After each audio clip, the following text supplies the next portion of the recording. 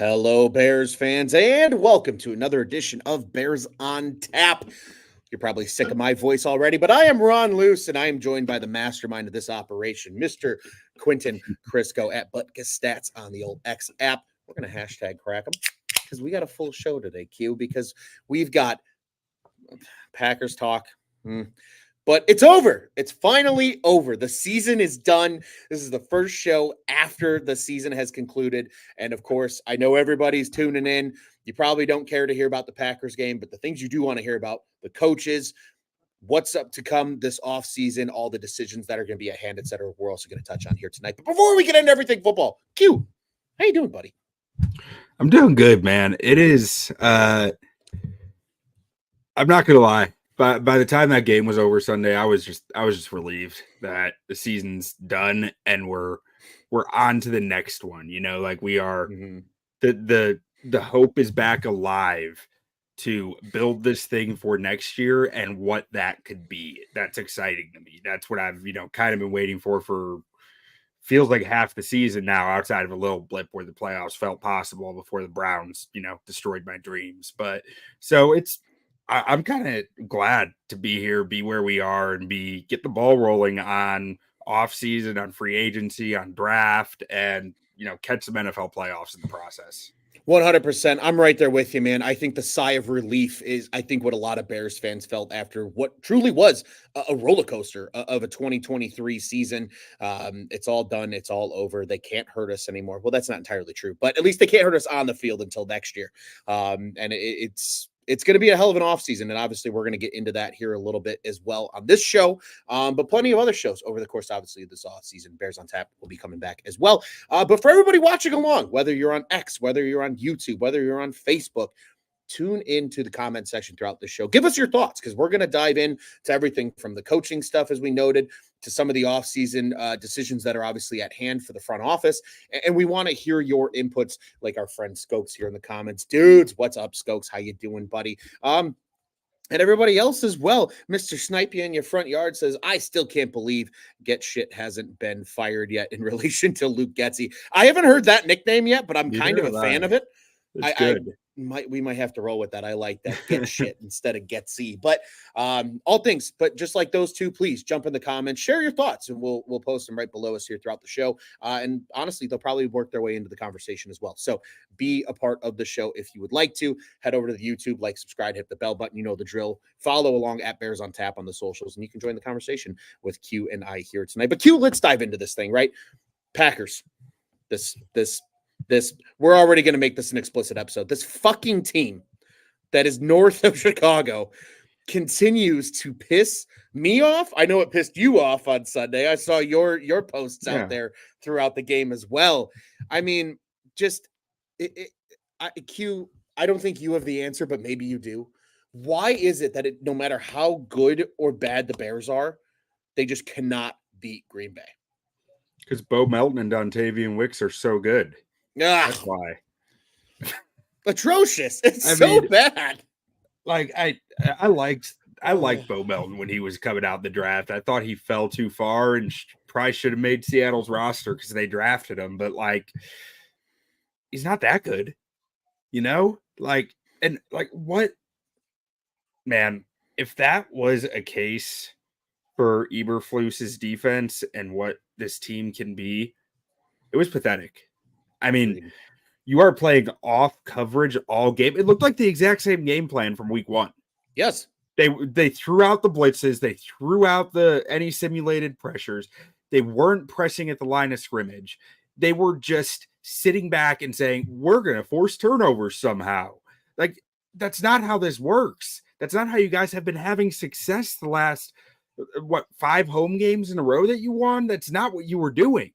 So why are you doing it now? It makes no sense. And I'm almost stuck with this thought in my mind of that was Matt Eberflus seeing if he had enough developed talent yet to run it the way he wants to. And if that's the way he wants to run it, I don't know why he's still here. Yeah. No, I think that's an entirely fair thought, Q, because like you said, it felt like the Bears defense, and just honestly, the Bears as a whole, for being brutally honest, took a step back in this game. And I think that was the concern, right? You and I sat here and talked about it with Juice at the beginning of the season, right? And we said we wanted to see growth over an 18-week season. And we understood that the growth wouldn't necessarily be linear. It would have its ups and downs, just like this season did as a roller coaster. But we wanted to see the growth, and at the end of the day, at the end of the season, feel better about where this team was compared to week one. And I still do. I think there was a lot of good things that obviously happened, as you alluded to, right? In Yeah. that stretch, winning 5 consecutive home games. There was a lot of good shit that happened. But for all of that development and growth that occurred to effectively just be crinkled up like a piece of paper and thrown out the window was, like you said, it was pathetic. It was a pathetic showing because let's be honest, the Packers didn't do anything revolutionary. Jordan Love hit the open receivers. They ran the the one ball throw. effectively. The one throw was dirty in the end zone that didn't get Yes. caught. That was filthy. But other than that, I mean, yeah. Sorry, didn't mean to cut you off. No, but you're 100% right? He made some plays. And somehow they still managed to create a turnover against him with the forced fumble on the scramble. But nonetheless, they just failed to do everything. They sat back. They let these receivers catch everything. It felt like Tucker Kraft was open 6 yards, 7 yards downfield on every single play. It didn't matter. There was no pressure, which was something that this Bears team was thriving off of. This Bears team, I think a lot of people that don't follow the NFL as a whole, maybe, and like look at stats for league wide from, time to time, the Bears were leading. I don't know how it shook out yet. I haven't looked yet, but they were leading the league as a team in interceptions.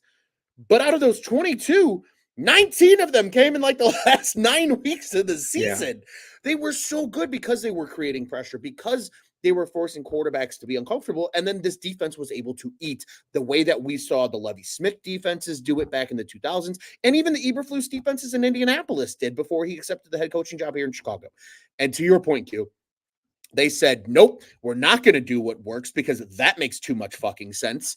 And we're going to just do this garbage of letting every Packers player catch every ball and run for 45 yards after the catch. It's like, it really was one of those games, at least for me, Q, personally, where like the table that was in front of me as I was sitting there like this watching the game looked really appealing to just take the hat off and just start repeatedly banging my head off of it, because that's how bad this game ended up becoming. Yeah, I mean, that's where it was. I mean, and to your point with the pressure, so Jordan Love's time to throw in this game, I think it was like 2.74. Yeah, 2.74. But man, I don't think it was that a lot of it. Like it might have, I bet you it was on non-play action dropbacks and non-scrambles. I bet you his time to throw was about as high as it gets, or as low as it gets on that stuff. Because they were just taking what the Bears gave them. If everyone's lined up 10 yards off the line of scrimmage in coverage, you're just going to take the underneath over and over. And that's what they did. They just kept taking it. They kept taking it. Now, they took some shots throughout the game, but like, it's really hard to get pressure when the ball's coming out that fast, that often. And not that I think the Bears D line is world beaters, but like, how do you expect to create pressure when you're just playing that conservatively? It's a poor plan. I do not understand it. Absolutely. Poor plan indeed.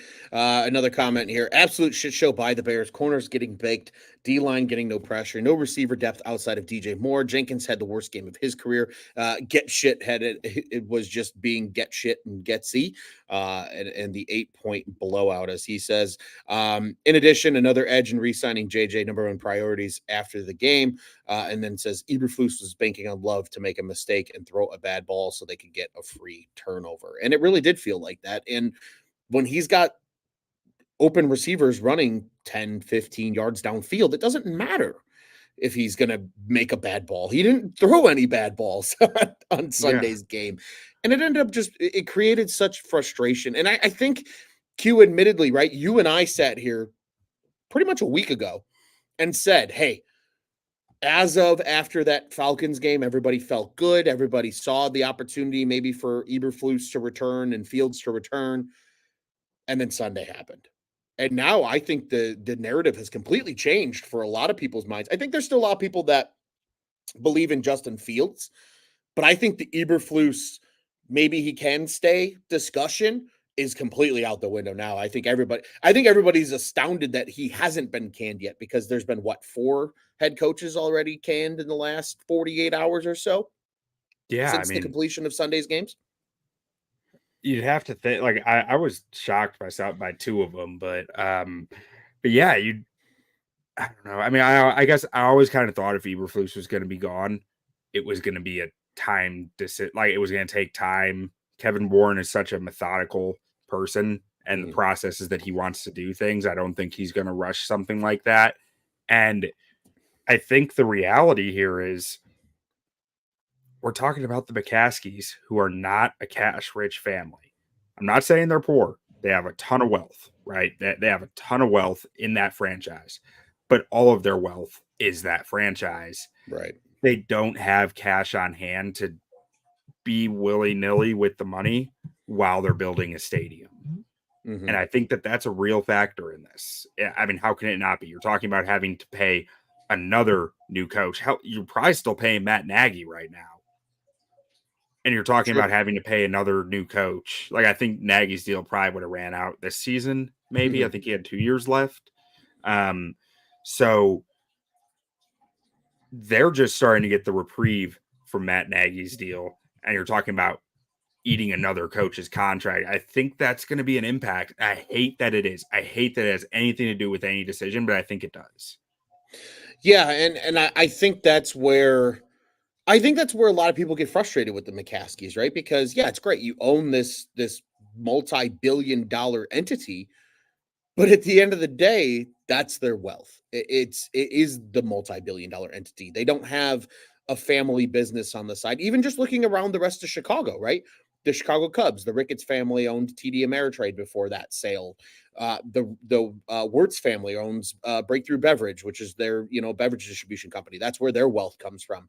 Jerry Reinsdorf obviously had other wealth, even Real though he estate mogul. Yeah. yeah, even though he spends like a cheap fuck, but that's neither here nor there. Well, The real estate McCa- mogul. yeah, but the McCaskies, like you said, this is their cash cow. This is where their money comes from, and it probably is part of this decision. And there's so many factors that are going to this, because the Bears are just going to bear, as we all know, and we've gotten accustomed to, unfortunately, with this franchise, that things are going to happen here as well. A couple more comments, Q, before we continue down the rabbit hole of the coaching carousels. This game was not on Fields at all. It was the most obvious, let's run the ball the whole time game in recent memory. That's true. There was a whole hour on the clock, physical clock, like not like game clock, where Fields didn't even throw a pass. An Yeah. hour. An hour. That's unacceptable. Harbaugh or Vrabel, please, as Snipey in your front yard says. And then Skokes follows up with a couple here. He says, he's not even considering the current staff. And unfortunately, Justin staying, he said he's on to the next, need to get it right. And then he said he agreed with you that they're hiding behind their wallets in regards to the McCaskies. And then another follow up from Snipey in your front yard. It's frustrating how much money we waste on horrible coaching, we being the Chicago Bears. And Q, I think that's where it's time to direct our conversation, right? Because I think you're over the Packers game, I'm over the Packers game. There's nothing good to take away from that game, unfortunately, right? Like there was a couple of drives where you're like, Tyreek oh, Stevenson. maybe. Yes. Felt good about Yes. him. His PFF numbers didn't come in very strong, but I feel like he probably played a lot better game than what the numbers say. Tyreek was great. I think that it's so funny how during the draft, everybody was like, who the hell are these guys that Poles is taking? And they've worked out. Tyreek was phenomenal this season, probably one of the better rookie corners in football. Quite frankly, I can't think of any others that were that astronomically better than Tyreek was this year. On top of Well, that, to that note, I will say that the building the board team we had last year was all over Javon Dexter, Zach Pickens, and Tyreek Stevenson going into the draft. Those were 3 of our guys. So well, there you go.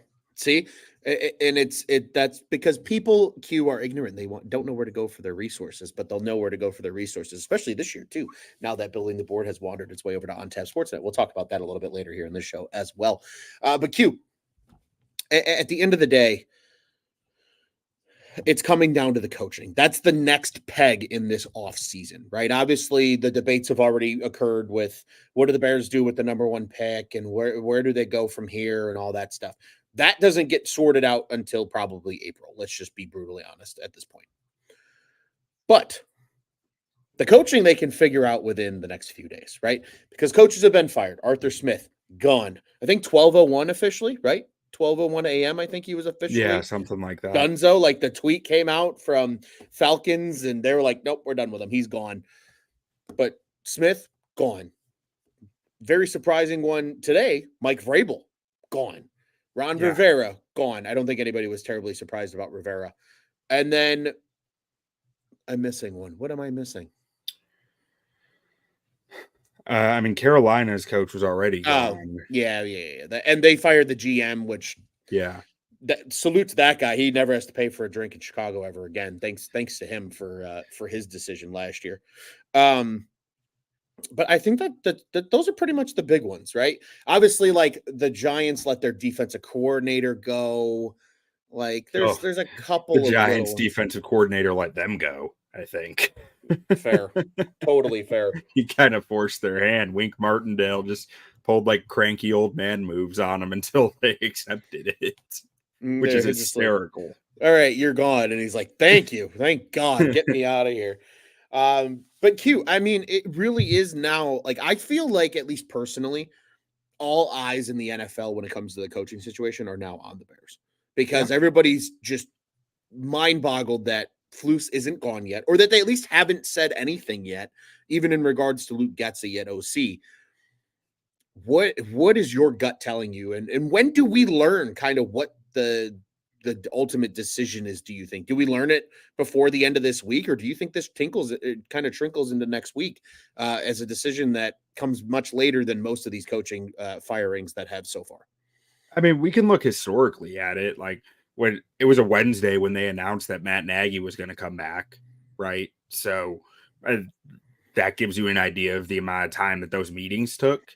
So I would think Wednesday at least by Thursday. I mean, if they don't have a decision out by Thursday, then I'm starting to get concerned because you might start missing a beat on getting these interviews scheduled if you are going the other way. And anyone who is expecting a head coach interview this offseason has to have the Bears at the top of their list. Number 1 and number 9 overall pick. I think it's 8th most cap space in the NFL right now. I mean, there are no bad contracts really sitting on the roster that are going to hurt you, and a core that you can very clearly see. Like the Bears should be the top destination for just about any coaching candidate. So if they are moving on from Flus, I would expect that any candidate who is expecting interviews wants to know. 100%. And I think too, Q, especially now, and maybe this is probably maybe more of a question for you because I'm curious of your thoughts on this. But do you think we've seen in the past where the Bears have a coaching opening, they bring in Bill Polian to help accountant Ted Phillips compile this group of guys that the GM has to, the short list of guys that they like, The right? A team. Yeah, the A team, more like the D team. Get the fuck out of here. But anyway, do you think now that Kevin Warren is the president of this team that he and Poles together, I truly believe that he will have input on the decision, obviously. But do you think this is going to be very different this time around if Flus truly is gone? Is it truly it's Warren and Poles only making the decision? Or do you think this whole, A team behind the curtain bullshit is going to occur again with this potential head coaching vacancy? Because, like you said, it should be the top destination. And there are potentially quite a few good head coaching candidates that are available.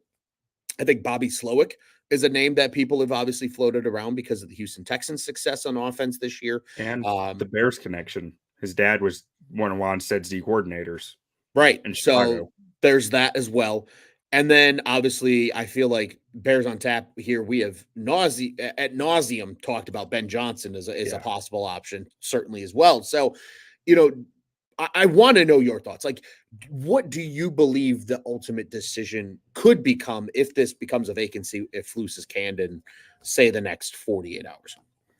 So my hope is that, yeah, I mean, it's Warren. It's Warren's show. He's running it, and obviously, I think if Eberflus is gone, I think it's Kevin Warren and Ryan Poles working in conjunction to find the best candidate and fill the vacancy.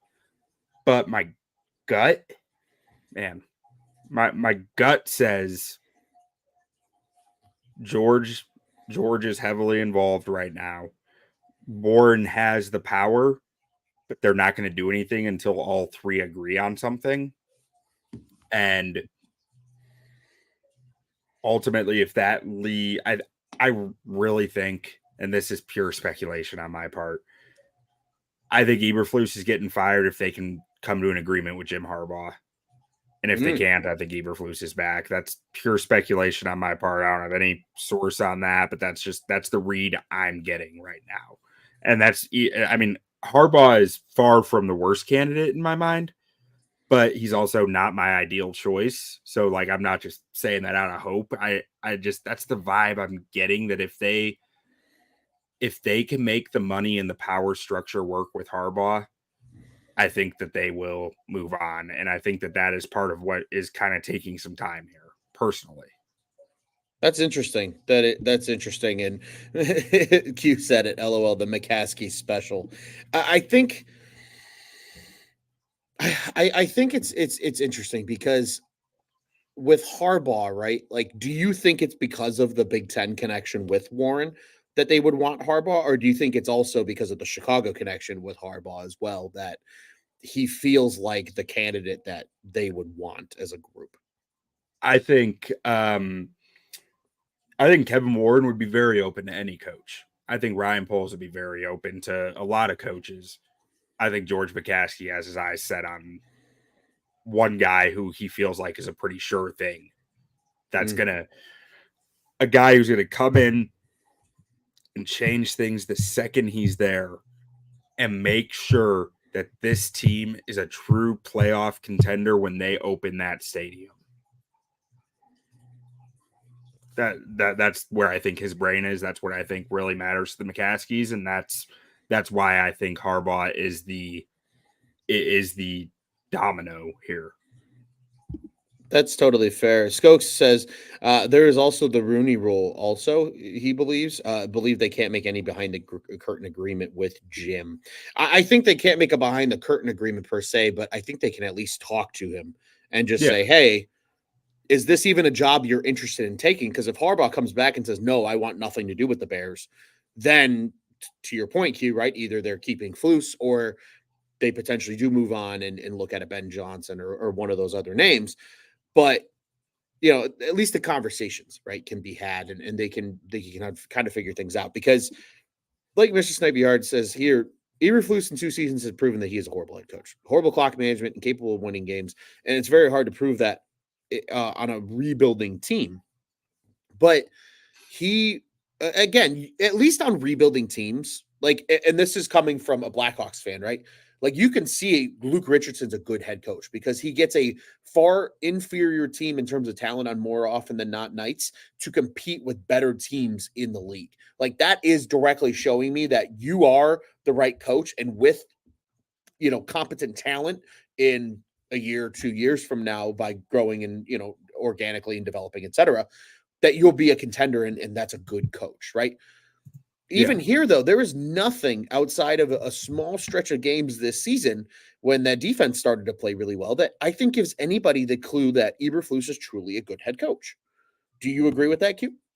yeah, I do. I mean, I can look at this. I mean, so let's see, how many playoff teams did they play? So we got Packers, Bucks, Chiefs, Lions, Lions twice, Packers twice. So I mean, they played five playoff teams. They went 1-4. What First one they lost by 18. Next one they lost by 10. Next one they lost by 31. Then they lost by 5. Then they actually won by 15 and then lost by 8. It's not. I mean, those aren't even coin flip games except for one of them. One of those 4 losses in 5 games is a coin flip. So realistically, if something flipped for you, maybe you can say they might have gone 2-3 instead of 1-4 against those teams. It's not enough. And even then, the coin flip game you're talking about was an 8-point deficit in a game that Green Bay controlled from start to finish. Like, I just don't.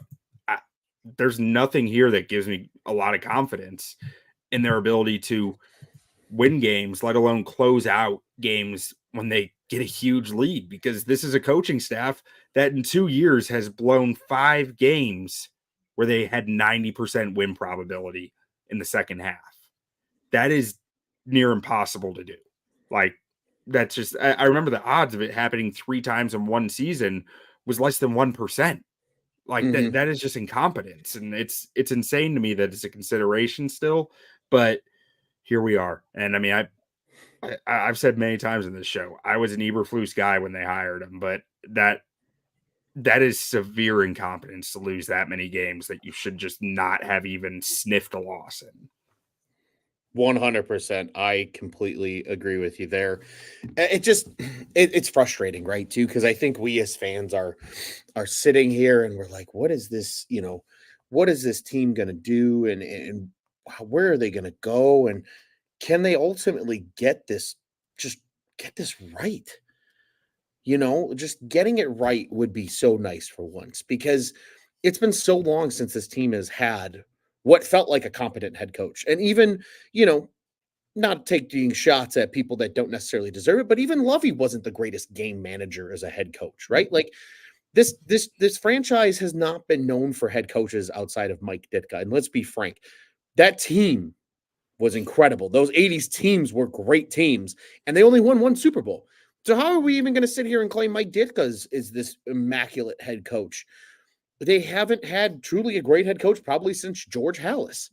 And that's just unacceptable as a franchise. You're a charter franchise. You are one of the craziest fan bases in the entire league.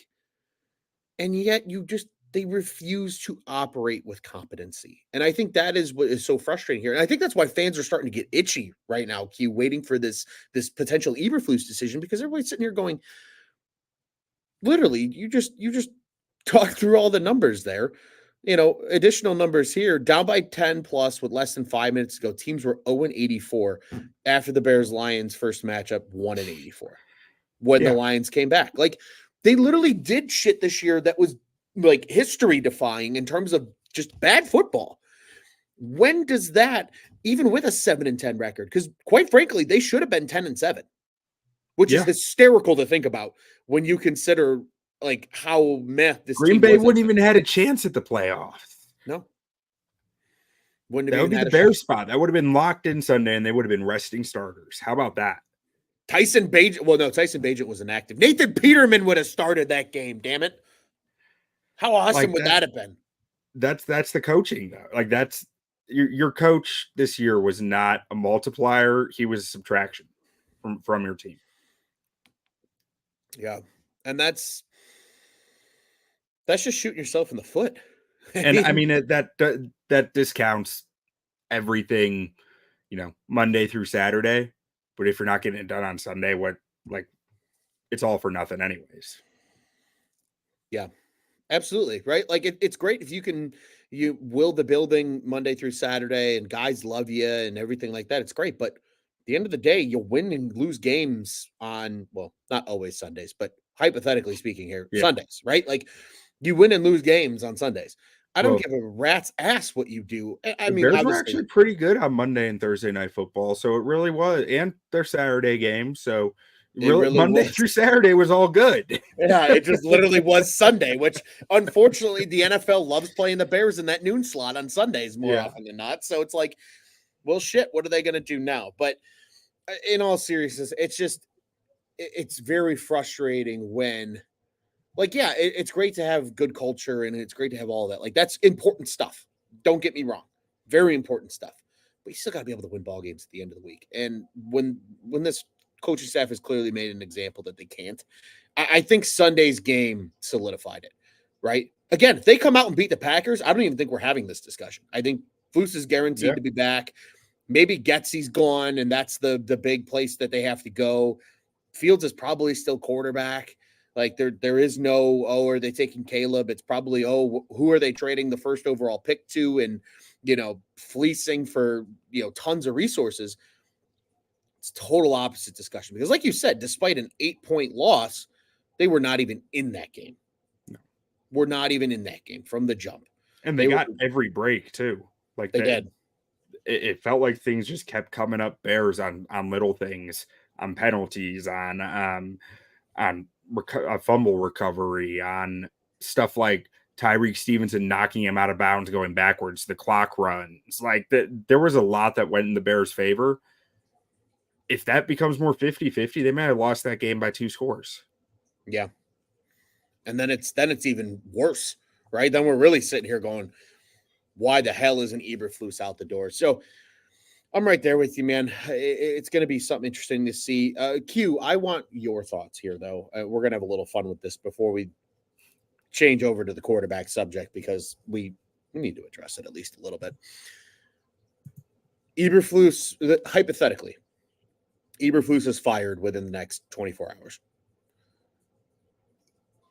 Who do you want to see as the head coach of the Chicago Bears next? Ben Johnson's still he's still number one on my candidacy. Okay. I mean, Slowick is super intriguing to me, but I go back and forth on him because part of me says like he's young, inexperienced, but then the other part of me is like, who cares how young he is? He was raised in the NFL.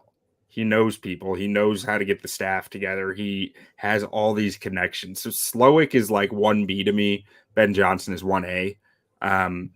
Whereas like after that, that's where I start to get to like the Vrabels, the Harbaughs. Like both of them are right below those two for me. And that is really just more about the quarterback development at that aspect. Like I'd really like an offensive play caller to be the coach with a rookie quarterback coming in. But yeah, after that, Vrabel, Harbaugh are there. And then like beyond that, I haven't thought about because the idea that all 4 of those guys would turn it down just seems low to me. Yeah. No, I feel that. Mr. here in the comments says Jim Harbaugh's his number 1, Ben Johnson's his 2, Vrabel's his 3. I have to agree with you, Q. I think the reason that Bobby Slowick is so intriguing as well, and I think a lot of people don't realize this, and maybe you do, and if you're listening, maybe you'll learn something from this comment. He was a part of that Washington staff that breeded Kyle Shanahan and McVay and LaFleur and, all these incredible head coaches now in the NFL. It's like, ooh, could he be just as good as all of them? Because, like, they've all worked out. Like, you know what I mean? Like, none of them have been bad coaches by any means. I mean, shit, Sean McVay got a beat-up Rams team to the playoffs this year. Like, that's testament to good coaching and Les Snead doing a good job in the front office, finding late-round talent. But I thought that, like, every offseason, I go through every team's roster and predict what I think is going to happen. I thought the Rams roster was number 1 pick worthy this year. Like what Sean McVay did with that team is outrageous. I mean, shit, Puka Nacua as a 5th-round pick became the all-time rookie leader in yards and receptions. I mean, it's not talked about enough. That team had nothing. Like now, granted, I assume Matt Stafford's arm was shot, so that changes a lot. But like, you look at their O-line, you look at their defense outside of Aaron Donald, and you're just like, who the hell are these people? That's how bad it was. And they are winning, and they're in the playoffs. It's insanity what they have done. It's a well-run organization. And again, I think just adding on to that, right? We've seen that type of winning in terms of a front office as well breed out from a place like Los Angeles because Holmes up in Detroit is a disciple of Les Snead's. And we now see what Detroit has become in just a few years under his reign up in Detroit. So again, you know what it is? You said Brad Holmes. I thought you meant Holmes, like homie. Oh no, like Holmes. Yeah, my bad. The Chicago accent killed me there. I apologize for not coming out clear. But no, it just, you know what it is, Q, at the end of the day? I just want the Bears to be a competent organization because I look around and I'm like, man, probably be pretty cool to be like a Rams fan or like, an Eagles fan or a Chiefs fan or a Baltimore Ravens fan. That's a really well run organization. Like, I just want the Bears to be You well know, run. Like when to to your point, the entire NFC North except for the Bears branches off from some degree from that Rams team. LaFleur was a QB coach there. Mhm. Kevin O'Connell was a QB coach there, Yep, and Brad Holmes was GM or was assistant GM there. assistant, yeah, yeah, and again, it's just like you see these guys come from these great like organizations, and you're like, man, that'd be pretty cool to have one of those. Like, it's like a shiny new toy. You're like, oh, where can I get one of those? Something interesting to think. Mister here says in the comments, Bobby Slowick is an honorable mention for him. He admits he doesn't know much about him. He does know, though, that he made an abysmal Texans offense look good with Stroud, Tank Dell, and Nico Collins, and then a very spotty running back. Devin Singletary had a hell of a season, I will say. And O-line room is the conclusion of said comment. So PFF Bobby Slowick, like you said, was on Washington Shanahan staff. He is the last person from that staff to not become a head coach yet. Bananas. After that time in Washington, he actually went and worked for PFF for a few years. PFF Bobby.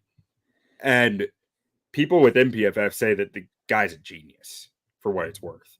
But so after that, after PFF, he jumped on a staff with San Francisco under Kyle Shanahan Sure. and moved his way up there until last year when he left with D'Amico Ryans to Houston. So and his background is defense initially.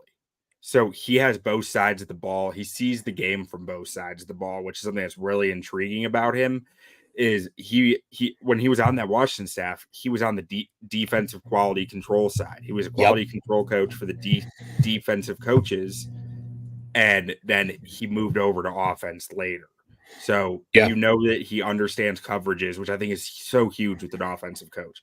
He understands coverages. He understands how a defensive coordinator wants to attack him when he does certain things, which I think is a massive factor. Yeah, and that's something that I'm so happy you brought up because there's so many football fans that like don't understand the importance of that, of just understanding how would somebody attack what you want to do and how do you combat it. That's such a huge aspect of football. It's a chess match. That's what it is. Let's be honest. That's what a football game is. It's a chess match. Each move is a play. Like we could break it down to a real simple factor here because a real life example that I can give you as well, albeit at a very much smaller level, but my alma mater. The small levels are where the innovation happens. It all goes up. It doesn't go down. Ain't that the damn truth? For those that didn't know, national title game last night, Pete DeBoer got his start in the NAIA as a head coach at Sioux Falls. So don't you dare say that NAIA football is not good football and can't produce good talent. Nonetheless, in the NAIA, my alma mater, St. Xavier University, their current defensive coordinator's name is Billy McEwen. Big shout out to Coach McEwen. He was a wide receiver as a player. He learned offense. He was a great offensive. He saw the game well on the offensive side. Since has become a defensive coordinator, the Cougs have consistently had one of the best defenses in the country underneath him in the NAIA now over the last 4 or 5 years.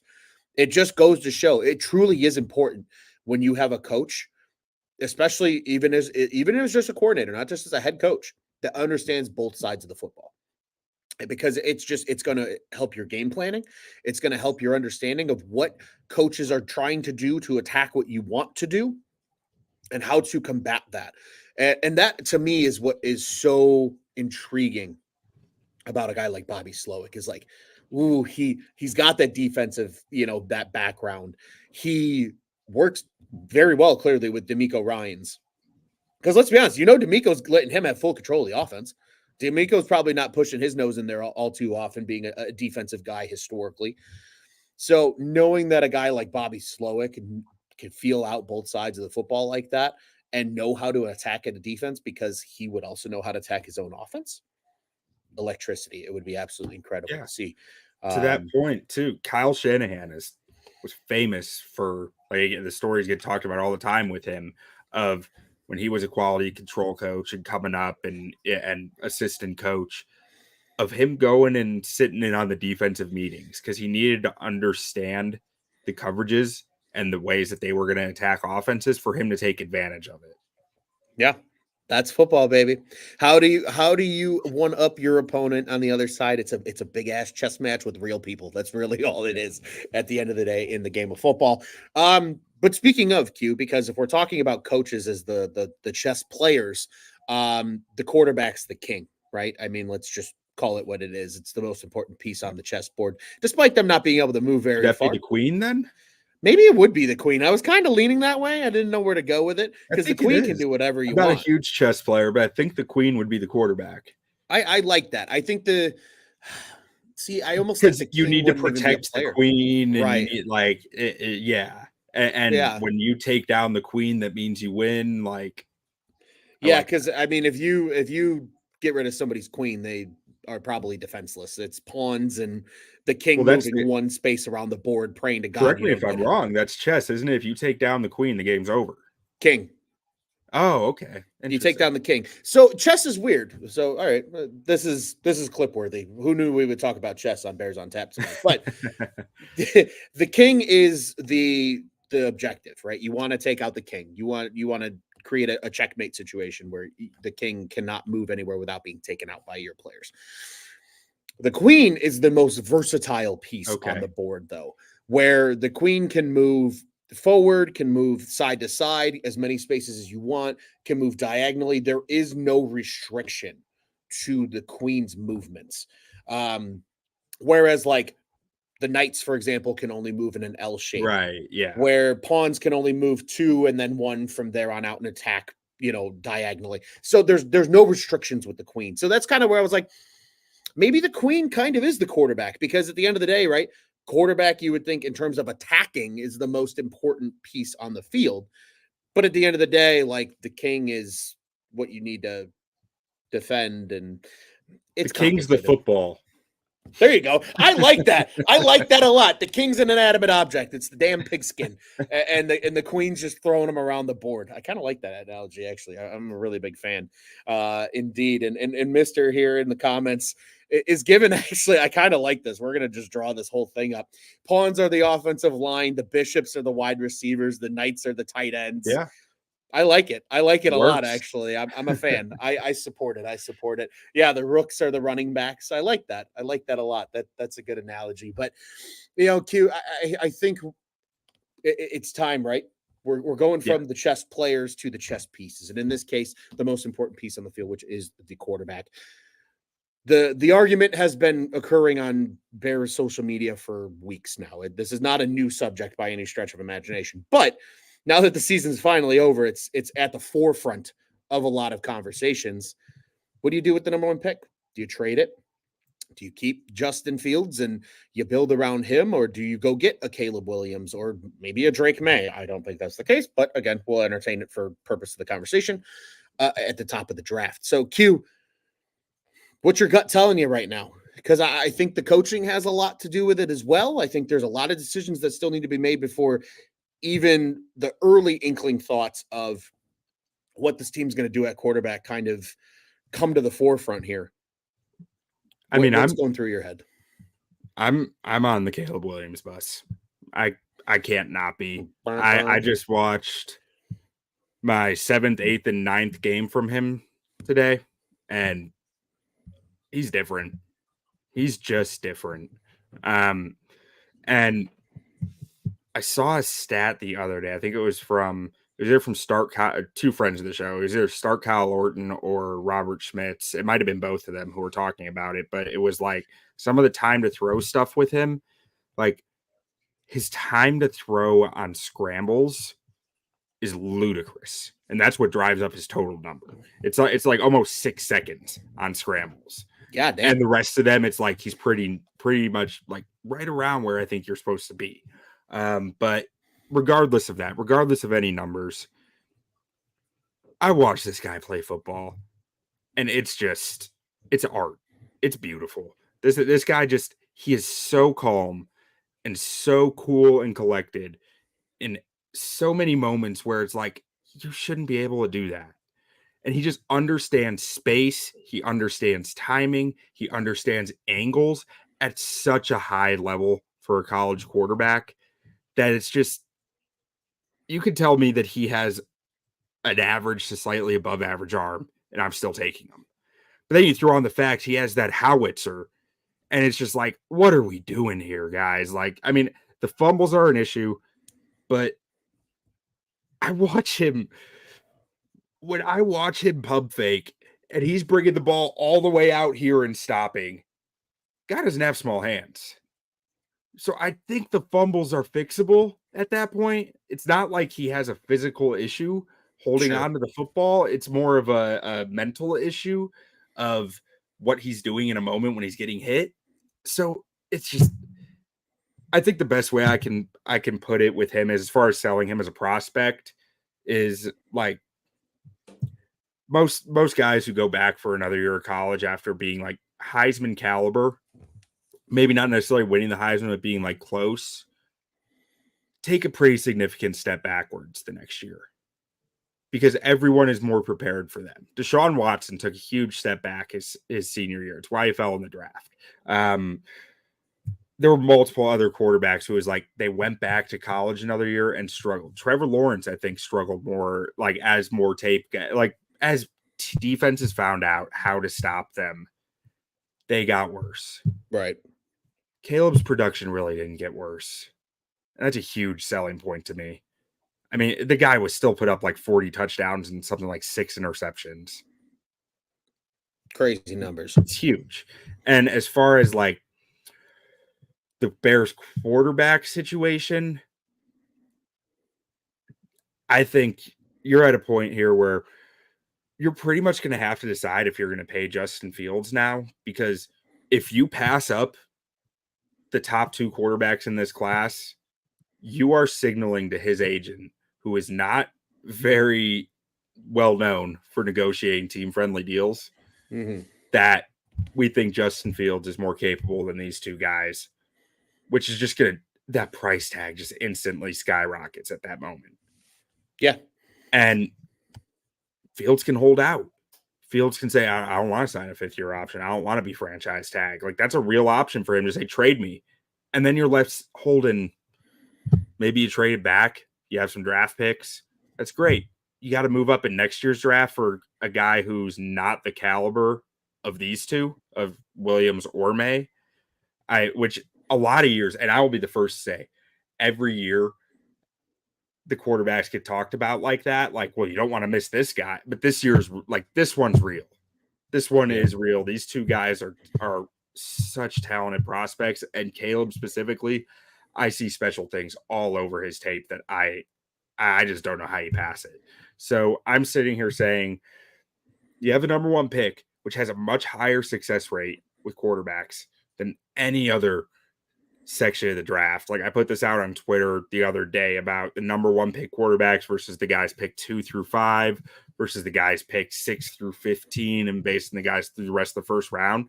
And the numbers are pretty clear. The number 1 picks have a much higher hit rate, and you're pairing him onto a team that just won 7 games. You're not putting him on a team that just went 2-15. Putting on a team that is very close to being competitive. I think that's a pretty great situation to be in. Like, and you're not spending extra draft capital to do it, which is the even better part. You're not like the Rams who trade up to go get Jared Goff. Right. You're not like the who else recently traded up to number the 1? 49ers, even to number 3. Yeah. Not even just to number 1. All that capital. You're not having to do that. And to say we can push that off into the future, I think is just fool's gold when it's sitting right in front of you and you don't find these type of prospects every year. I mean, hell, you could have a year like last year where Kenny Pickett was the best quarterback and available. True. There's so much uncertainty around it that I think you just got to go do it. I will say the one thing with the Caleb Williams that I've learned more probably in the last week and a half or so of actually starting to peek into his tape a little more, because admittedly I was awful at watching college football this year, and people are probably like, Ron, why were you awful at watching? I worked a lot of Saturdays. So for me, like I was working when all these teams were playing. I didn't really get to catch a lot of these USC games. That arm is bananas. Like Yeah. that to me is the thing that screams off the paper, right? Because like it's cool that he can avoid pressure and like we see that with Justin Fields, but that arm is nuts. Like that thing, I mean, that is a laser beam coming off of his right hand when Yeah. he's throwing the football. And again, I mean, elite arm talent is hard to find, right? Like there's very few guys Yeah. in the NFL that, again, even our starting quarterbacks that are very good that have elite arm talent. Like you're probably talking Mahomes, you're probably talking maybe CJ Stroud now, right? Is kind of maybe in that conversation. Like elite arm talent is hard to come by. A couple quick comments here to Q, and then I know you've got more for us as well. I can already feel it in your voice and your excitement to talk about Caleb Williams. But Mr. says, I'm for keeping Fields. Not only is he shown the potential, but the haul way too large to pass up. He continues on with that saying Caleb Williams or Marvin Harrison Jr., New England second, New England 2025 first, and another third in 2025 potentially. He continues that though. Says he does see the argument for Williams, though. Very good prospect. And you do still have a second first rounder for another receiver who is still there, but he would personally prefer Fields. And then he adds, he sees that you are more of a Caleb Odunze guy than the Fields MHJ. If Neighbors is there, give me Neighbors. But if That's not, fair. I'm all for Odunze. That's fair. And then Skokes a little bit earlier said he's completely capable of playing in time in a great system, and that was in relation to Caleb Williams. So Q, anything additional here on Caleb Williams? Just, I mean, so just one thing you said about evading the pressure like that. So I just want to draw a line there. Like, it's not the thing with Caleb is not how good he is at evading pressure as much as because that's what Fields is great at, right? Fields Right. can make you look like a fool when you're trying to tackle him behind the line of scrimmage. Mm-hmm. Caleb, I think there's only 3 quarterbacks in the league who work the pocket at the level that Caleb does. And it's Aaron Rodgers, Pat Mahomes, and Kyler Murray. There may be Joe Burrow's in there. Joe Burrow's probably in there. So give me 4. But the way that he can work the ins and outs of the pocket, the way he manipulates defenders who are coming at him behind his back and they don't even know that he knows, and the way that he is just shuffling back a little bit to get their line right and then taking 3 steps forward to make them just fly by them and there's no recovering. That is such a massive trait at the quarterback position that is just you don't see college quarterbacks doing that. I don't remember seeing college quarterbacks doing this aside from maybe Kyler and Pat Mahomes. Those are the only 2 that I can remember who could do this. And even them, I don't feel like they do it as fluidly or they did it in college as fluidly as Caleb does.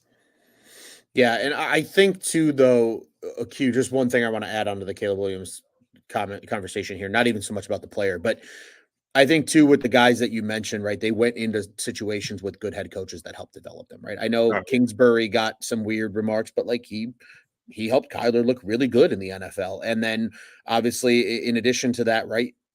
Pat Mahomes going to Kansas City was a perfect case scenario for him. So I think that further kind of emphasizes, for lack of a better term, the importance of getting the head coaching candidate, right? Because if you do bring in a Ben Johnson or a Bobby Slowick, the quarterback development with Caleb Williams into the future, maybe the Bears finally do have a truly elite quarterback on their hands for the first time in franchise history, instead of these guys that I'll be honest, I think Justin Fields has been failed by this franchise in terms that he probably could have been developed a lot better too. So again, that's a whole nother, kind of piece of the equation here to make sure that they get things right. If that is the way they want to go this offseason.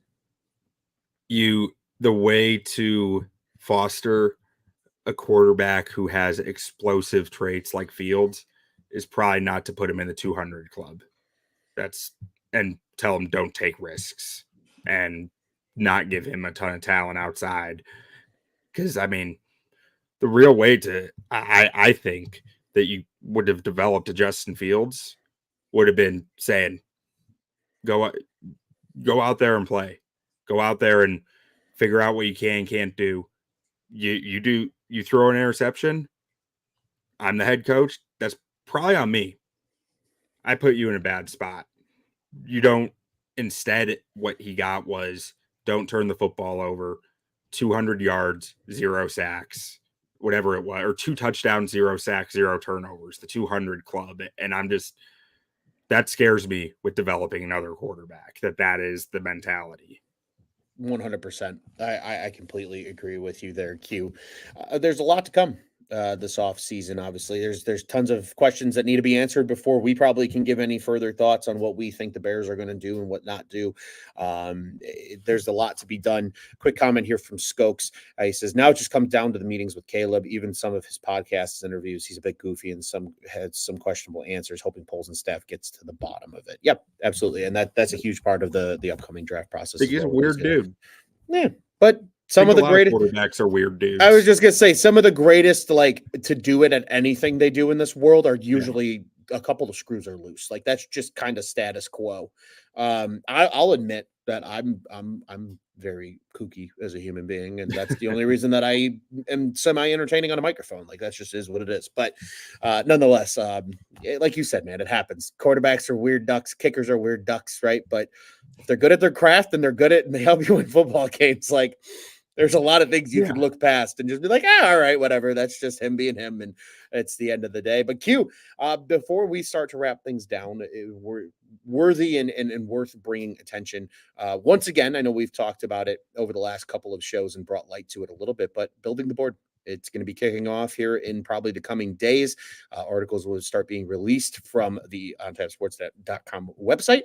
But plenty of profiles have already started being released over on the X app by our participants in building the board. So Q, I'm going to give you the floor here, buddy, because this one is yours to coordinate. Yeah, so we got a handful of scouts here. We got from OnTap, we got Bruno Ogier, we got Nick DeMeo, myself. We have Robert Schmitz coming in to scout with us and doing podcasts with us, as well as Ron is helping as well here. And then Tom Cavanaugh and Steve Letizia. So we are building top 100 big board specific to these Chicago Bears. We are putting out video content on the X app about as many prospects as we can. We are writing articles over at ontapsportsnet.com with the video embedded in it. And we're giving our strengths, our weaknesses, and every one of these scouting reports is going to come with a Bears fit. How does this player fit the Chicago Bears? Is it a fit? Is it not? Is there someplace the Bears can use them? Around what round would it make sense for the Bears to look at this guy? We're giving you that. That is our goal, to build the board specific to the Bears' needs, the Bears' wants, the Bears' scheme.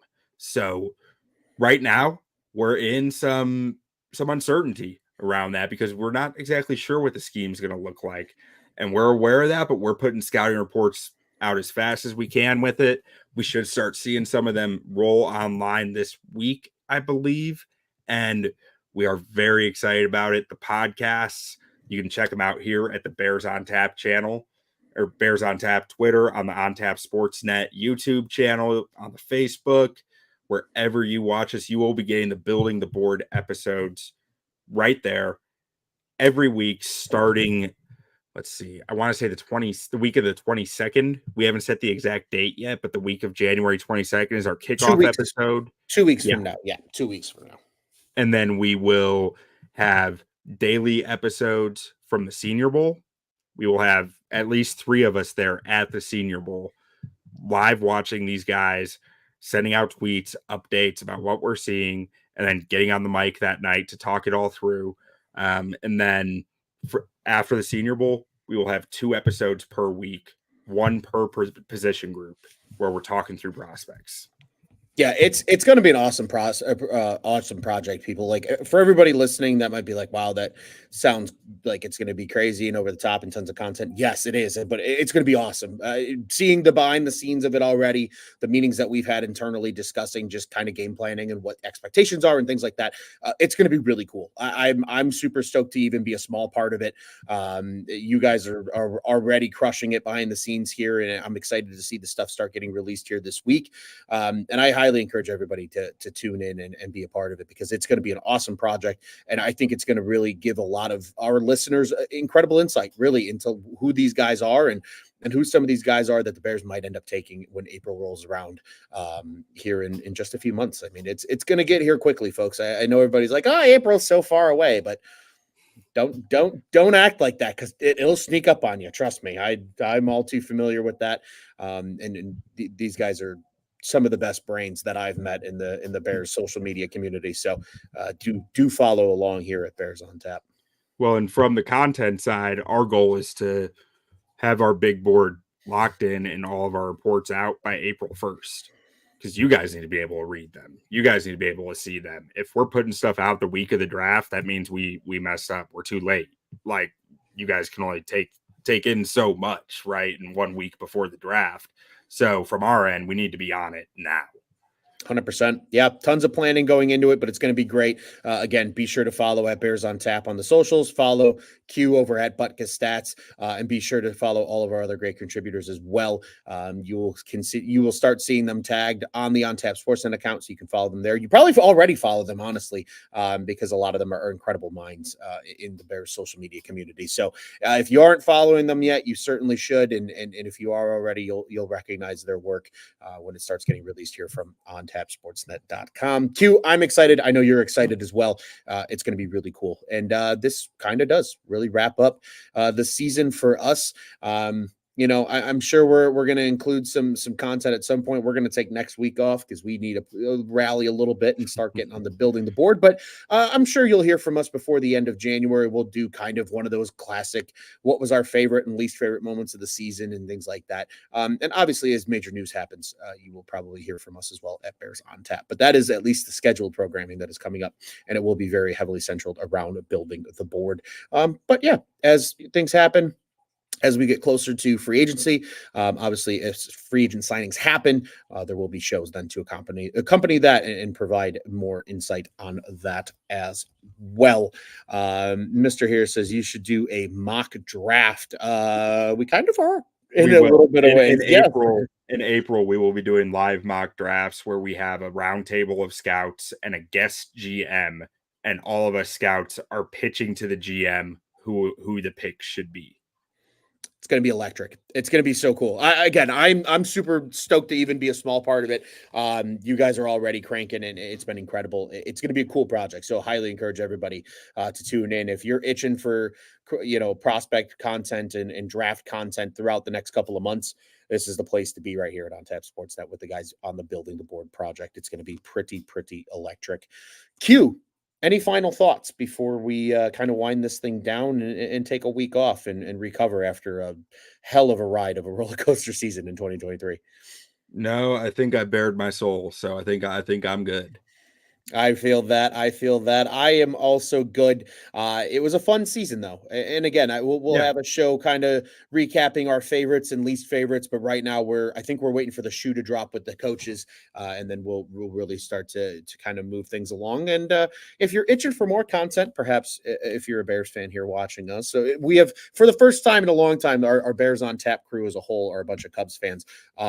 As my buddy Skokes here, or a little bit earlier, said, side note, Ron, Cubs are signing Imanaga. They did something. They finally did something. And guess what? You can hear me yell and scream about it tonight on Cubs on Tap, right here on the On Tap Sportsnet YouTube channel. So again, be sure to tune in for that. It'll be great. Tune in all our other great shows as well. We have the Golf on Tap guys going live tonight as well. We've got Blackhawks over at Four Feathers Pod. The Bulls on Tap guys are incredible. They do such a good job. We've got it all covered for you here. And yes, even the Sox guys, as Mr. says, he says, go Sox. The Sox on Tap guys do a great job. They're actually working on a really cool offseason project as well that should be released in the coming weeks too. So be on the lookout for that from the boys over at Sox on Tap. OnTapSportsNet.com, at OnTap Sportsnet on the socials. Be sure to check us out everywhere you do. And OnTap Sportsnet is the place to be. The OnTap Sportsnet. We're going to check out what's on tap in Chicago sports. Q, it's always a pleasure, my friend. The 2023 season has come to a close, but we are far from done. It's going to be an awesome offseason. This is a potentially franchise-altering offseason. There will be plenty to talk about here at Bears on Tap. But until then, Q, what do you say? We leave them with a good old bear down? Bear down.